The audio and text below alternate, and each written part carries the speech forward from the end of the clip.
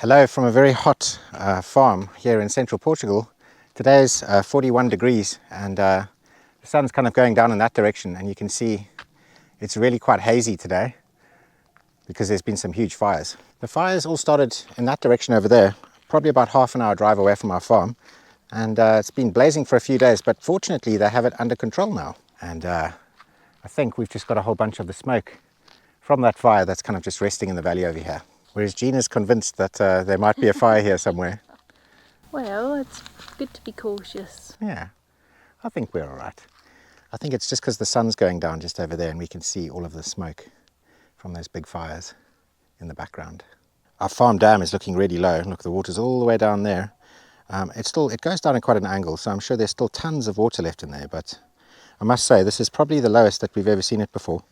This is drinking it dry. Yeah. This is like the second year of drought, so, you know, it's definitely dropping. Oh, it's actually quite nice and cool down here. It's way hotter up there and in the farmhouse right now. And the doggies are having a close look because we've actually got some new fish that we put in here. It's not looking great at the moment because we had a little bit of wind and all the leaves came down. But there's actually some Japanese koi that have been released in here. We got a whole bunch of big ones, and I'll try and get some footage of that for you guys when we can see them, when there's not so many leaves. Gina spotted on Facebook Marketplace that someone was basically filling in a pond, and they had a whole bunch of these big koi, and obviously in this dam it's a perfect place for them. It's spring fed, the water's actually, you know, it's quite pure and everything. We've got frogs living in here, we have a whole bunch of goldfish in here. So we stuck these big fish in, and it's really cool to come down here in the mornings and you can actually see them. They all come up to the front, which is pretty awesome. Mimo can see them and she's a bit stressed as to what these big things are doing in the water. She's jumping all over the place. Mimo, what's that? What is that? Is that a big fish? Where's the fish? Where's the fish? So, around about this time in the evening, we take the doggies for a little stroll around the farm, let them sniff and figure out what's been running over the farm during the day while they've been sleeping. Oh, what a beautiful time of day. So, we're in the thick of it. 40 degrees for the rest of the week, 41 degrees, 40 degrees. Everything kind of slows down. You don't even see like any of the neighboring farmers around here doing much because it's just so hot during the day. So they like try to get things done early in the morning. But on our farm, there's pretty much nothing going on. It's like really peaceful, really quiet, and really awesome. Yeah, every single day that I come out here, things just look different as the year progresses, as it gets drier and drier, and in a few months as it gets wetter and wetter and everything starts to turn green again. The main thing that we've been doing every single day is going places, and we've been exploring like different river beaches and going up mountain trails and doing all sorts of cool stuff, which I've really enjoyed. But soon, oh, what was that? I thought I heard a snake. I definitely heard a snake slithering in the grass here. Let's see if I can scare it out.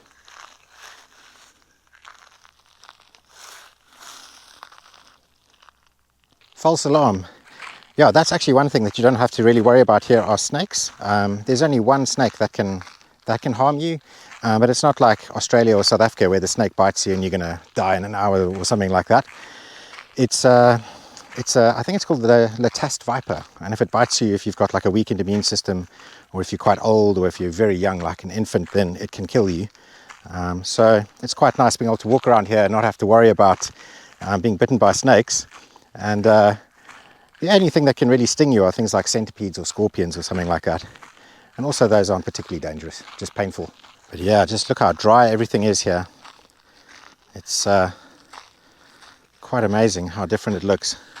If you've been watching my videos and seen when these fields are all green and lush and they're covered in flowers and everything just looks completely different. So in a few weeks time we're going to be doing our grape harvest. I'm not sure exactly when that starts. I know Joaquin's going to be going and checking on the grapes because we do our harvest together. We usually give him the grapes so that he can make wine. So I'm sure he's going to be like out in the fields. I think I saw him a few days ago. He was eating a couple of them and just checking on like the sugar content and stuff like that. But it's usually at the end of August when we do it. And this year, because it's so dry, I think the grape harvest is probably going to be coming a lot earlier. So I'm not entirely sure. So do you still think there's a fire down here? No. I don't think so either. I think it must have been like a tractor or something moving, because it was definitely very, very dusty or smoky. It could be, yeah. So in a couple of weeks, it's going to be 4 years since we moved to Portugal, which is pretty crazy. Yeah, it's a long time. I mean, 4 years ago, when we first saw this farm, we couldn't believe how big it was. I mean, for us, coming from like a little house in England, in southeast England, and you know, walking around and having like big fields and stuff, it was like, whoa, you know, like how on earth are we going to do it? It felt quite daunting. And like now we kind of walk around and we're just so used to it now that it feels quite small actually. Yeah. We have 3.5 hectares, so we're in like our bottom field at the moment, and we just walked from like the sort of middle area where the house is. But yeah, kind of weird how you get used to things and then they don't feel so big anymore. It was kind of the unknown as well. We came out here before there was YouTube videos showing you what it was like out here, so it was very unknown. And I remember saying to you, I'm going to give it a year and see how it goes. Yeah. Here we are 4 years later. Yeah, I can remember when we first moved out here, like before we moved out here, I was desperately trying to find like something on YouTube showing like what the farms looked like. You know, I was just trying to get an idea of what things were about. Or even anything about Castelo Branco. Yeah. You couldn't even find videos on like the city. Yeah. And now there's just like a whole influx. So you guys, if you are thinking of moving to Portugal, like you're very lucky. You've got a whole wealth of information, a whole bunch of people that have, you know, well, moved here and actually started up different YouTube channels and things. And you can see like a whole variety of, you know, different things, not just like farming stuff, but also people going out and about and vlogging and doing things like that. It's amazing how much things have changed. Yeah, I mean, we wanted to come out here and have a peaceful life, not a full-on reconstructive life. Yeah. No, well, that's why we ended up where we are, you know, so, and it's a good life. Yeah. In the next week, my dad is going to be coming all the way from South Africa. He's going to be seeing the farm for the very first time, so I'm very excited about that. He's got some sort of business that he has to do in Lisbon, and he's only got a week here, so I'm not sure exactly how long he's going to stay on the farm, but yeah, it should be quite fun. I'm quite excited to introduce you guys to my old man from Cape Town, and yeah, that should be fun. So Eddie today has been to the vet. We had a couple of months reprieve from going to the vet, so Eddie decided it was time that we needed to go and visit the lovely vets there, but he's got an ear infection. Yeah. Bless him, and he's really unhappy with them having a look in his ear hole. No. What was he, 45? 43.5 kilos. Yeah, he's quite heavy to hang on to when he doesn't want to do something. No, exactly. But hopefully he's going to be all good. It's nothing to worry about, just an ear infection. Unfortunately, they've had to give him antibiotics. You know, we try and avoid antibiotics as much as possible, but you know, when you've got something like that, unfortunately, he has to have them. It's only topical though. Yeah.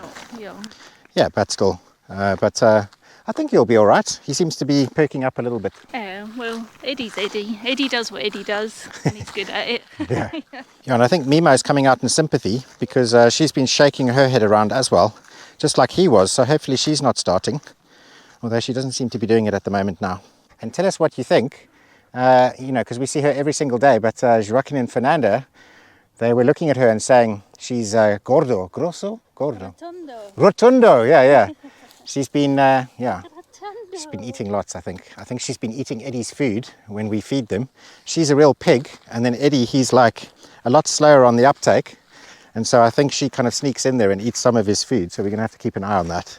So you guys are probably wondering about Mimo and leishmaniasis, which is something that she caught about 2 years ago, a year and a half. So she's still on like medication, but all of her symptoms seem to have gone down, and obviously the level of parasites has gone down, and she seems quite healthy. Yeah, so, every 6 months she has a blood test. Yeah. And they keep coming back really low, so it's a good thing. And for those of you that don't know what it is, there's basically, it's like a parasite that's on a sandfly here in Portugal. I think they also have it in other places like India, and if it basically gets transmitted to your dog, then your dog gets incredibly sick and can die. So you've got to have like I think there's a vaccination now for it, but it's not 100% effective. It's only about 80% effective. And then there's obviously these collars like the Seresto collar, and I can't remember what the other one's called. And basically you can put those collars on, so you can never really stop it from happening 100%, But fortunately, if you do catch it, then you can actually stop them from, you know, progressing and getting worse. So it's something she's going to have to live with for the rest of her life, but she seems to be doing pretty well though. And that's the reason she told me why she's putting weight on, because if she gets sick again, she's got weight to lose. So it's like a preventative measure. So she might be doing that on purpose, because actually that's one of the symptoms, is they get quite thin, the hair starts to fall out, they get these big lesions and ulcers and things like that.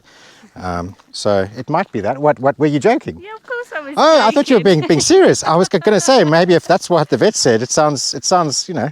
No, that's what Mimosa told me. Mimosa said she's just putting in extra Mimosa, weight. I thought you said the vet. No. I was going to say, okay, well that's weird, because usually a vet's going to tell you not to. No, I'm making excuses for my rotunda dog. Yeah. She does look very cute though. Yeah. What you doing, Mimo? Is it exciting? Yeah. Eddie! Look at that amazing recall. Yeah. Eddie, come on. Well, in all fairness, he does have a blocked ear, so it could be that. I don't think it is. No. Eddie, come on. Come on.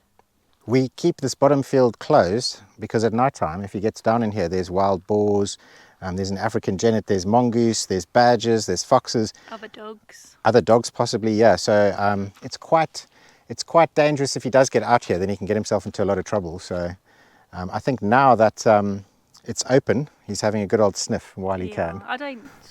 That's not my, like, you must come here now whistle. That's like, hurry up, I'm bored of waiting. Yeah. I mean, if we really want to get him here, we can. Our voices have to change a lot. Oh yeah. You have to get the scary mom and dad voice. Livestock guardian dogs are just stubborn. They think for themselves. So if they really don't want to do something, like, you have to persuade them gently. Are you sure you're not a livestock guardian? Yeah, I'm really stubborn too. Exactly. Yeah. Did you notice how I managed to not say dog at the end of that? I nearly fell into that trap, but I managed to narrowly avoid it.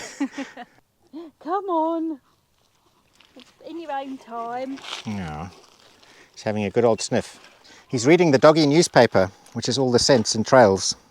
So it's been 7 weeks, almost 8 weeks. Well, actually, by the time you watch this video, it'll be like 8.5 weeks since our dog passed away, since Massac passed away.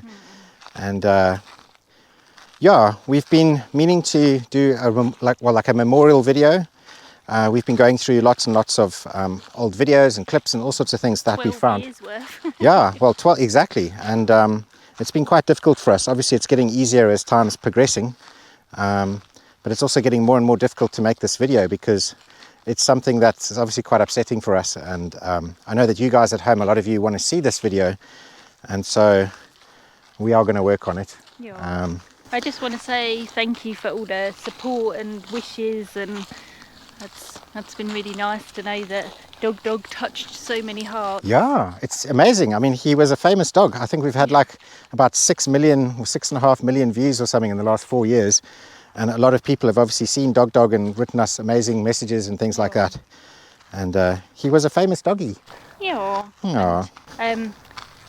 Somebody painted a lovely picture of him. When we go back up to the house, we'll show you. But yeah, it was very thoughtful. It made me cry when in good kind of good cryy, non-cryy. Yeah, thank you. That was very sweet. It was very sweet. So if you guys have been watching our videos for a while, you'll know that this is like a little area which we're going to make a lovely green lawn. And unfortunately, we got geese. We got goosey goose and goosey goose. And they have completely destroyed it. And also we had a malfunction with our sprinkler, which meant that we couldn't water it for 1 day. And I mean, it's like a desert. Hello, geesey geese. Hello. What's going on, geeses? Watch out, Eddie. She's going to bite your tongue. She's going to bite your tongue.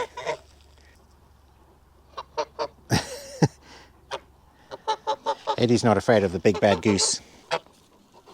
Oh. Stop her, Eddie. Stop her from doing that. Bad goose. Bad goose. Oh. So this episode may be somewhat sort of lazy and chilled out, and that's because it's been a mega hot day, man. It's like absolutely sweltering. in some of our other videos on days like this, we've like gone to like river beaches and, you know, up mountains, like where you go really high up and it drops the temperature by about 10 degrees. And yeah, unfortunately, today we've just been sitting around, so we've been indoors, and inside our house right now is absolutely sweltering. So we've been walking around and we didn't even realize that the sun's actually set behind us and we missed the sunset, which is a real shame. It was a good one by the looks of it. Yeah, it's still that like smoky clouds though covering the sunset. Yeah. Unfortunately, that always makes the sunset nice when you have... Yeah. It was like when I lived in Johannesburg and they used to get that sort of golden sky. I think it was called Egoli, the city of gold, because of that sort of sunset. And I think that was all like pollution and stuff. I'm not sure. Maybe our South African viewers can tell us in the comments below. So as you can see, everything is mega dry and dusty right now. And we're kind of saving water by only watering certain parts of the farm. Obviously, it would be a complete waste to be using wells and groundwater to try and dump something on here when it gets so hot during the day. And so this year we're finally using our large agricultural well to do a little bit of irrigation. It's actually the first year that we've ever really used it. I just want to show you what the levels look like now, because it's been a while since I showed you. Let's try and see on the camera here now. So where the black pipe comes into the wall, a little bit below that there's like a grey, let's try and see on the screen, like a grey brick, and that's like the high water mark. Actually no, the high water mark is there, you can see the stain. And then obviously it's dropped all of this way. Now it dropped like that before we started irrigating. This is just from general heat and the water table dropping in summer. And when we do irrigate, you don't really notice it dropping or anything like that. So, you know, we've been here for 4 years. I kind of know what the water levels look like now. And I'm quite confident that this well is going to be totally fine. But obviously, you know, we can't do massive irrigation jobs. It would just be a complete waste to start watering all of this and turning it green. So now that the dog walk is coming to an end, Jean is all the way up there now. It's time to put the geese away, time to put the chickens away and start the watering. And you can see how we do all of this when the sun goes down, not just because it wastes water if the sun's out, but because it's a lot cooler. It's probably, I would say now, it feels like about 38 or 36. I mean, it is still absolutely stonkingly hot and I'm sweating. But yeah, it's been a while since I've had a little walk around the farm with the camera and shown you guys what things look like. And it's such a different time of year. So I'm glad you're getting to see it. Is it time for the geese? It is. When you have to practice your inner goose. Come on, goosies! The geese don't like going inside dark places because they don't have very good eyesight. So there we go, the geese are in. And in this main section of the farm here, you can see, look how dry everything is. At least we've got these nice green trees, like the citrus trees. They don't really need watering in the summertime, and neither does this Nispera. But the only real green patch that we've been able to keep is this, which is what we call Gina's Lady Garden. And as you can see, it's still looking really nice. So let's begin the watering. I've got these little sprinklers that are sort of woven in between here. Make everything look pretty good. We've got secret tomatoes. Oh yeah, yeah. We put some tomatoes in. This is something that my mom does in flower gardens. So she always puts like tomatoes. She usually does like cherry tomatoes, but we've got some bigger ones. And you kind of mix them in with the flowers, gives greenery and some fruit. And then we got these, which are jacarandas. They're currently in pots because it's too dry to plant them. But these grow really big and really fast and have beautiful flowers. They're going to grow into really big trees. I think they grow about 2 to 3 foot a year. So soon, once we have these in the ground, they should become really big trees and give us a lot of shade around this area. And around this side, we've got, just before Gina turns on the sprinklers, this is now the sprinkler that's attached to our bottom well, and the one in the front there is attached to that well over there that we use for the house. But I just want to show you how the geese have damaged this whole place. It's pretty crazy. They ate all of our veggies, as you can see, and they didn't really go for the peppers too much. All of the rocket, we've just left it in here to go wild because they were just eating all of it on the sides. You know, it's a nice snack for them, so we're not that bothered. But yeah, now with the geese, unfortunately these lovely planters are looking terrible, but we're going to have to, you know, try again next year. Gina's just corrected me. She says that the planters look good, it's just the vegetables that look terrible. Yes, that's a good point. And over here we have a tub. Look, I mean, this is what the geese have done. It all looks terrible out here. So they've eaten all the grass and they've crapped everywhere. This tub, believe it or not, was filled with clean water a couple of hours ago, and this is what they do. They eat a little bit of food, and then they put their beaks in here, and they kind of like zhuzh it around before swallowing. So they're basically turning this into like porridge, which is pretty gross. And then they poo in it. What? And then they poo in it. Yeah, and then they poo in it as well while they're swimming. Poo in it while they're swimming.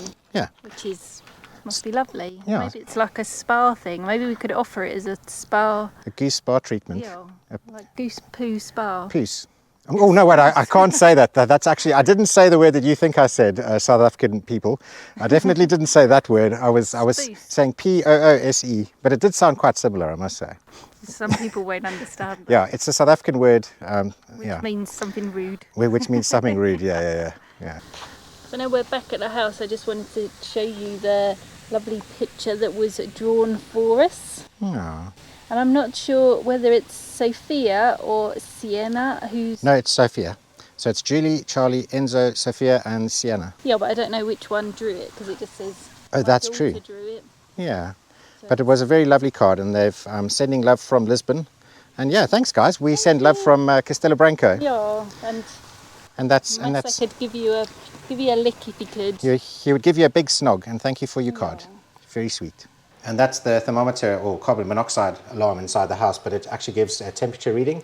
And so in our house right now is 33 degrees Celsius. It's almost 9 p.m. and it's not going to get much cooler overnight. So Central Portugal, mega hot in the summertime, but it's not for that long. It's only like this month, this is like a really hot month. It does start to cool down a little bit. I think when my dad's here in like a week's time or whatever, it goes down to sort of like lower 30s. And that's actually going to be really nice. That's like my favorite time, and that's when I'm like always up in the mountains and river beaches and doing all sorts of stuff like that. So but then also winter, super cold. It doesn't quite snow here, but in this particular part, but yeah, freezing cold. But it is easier to heat up a house. We've got our little wood burner, we've got the chimney back up there, and it's easier to heat this place than it is to cool it down in the summertime when you've got these bricks outside baking you from the inside.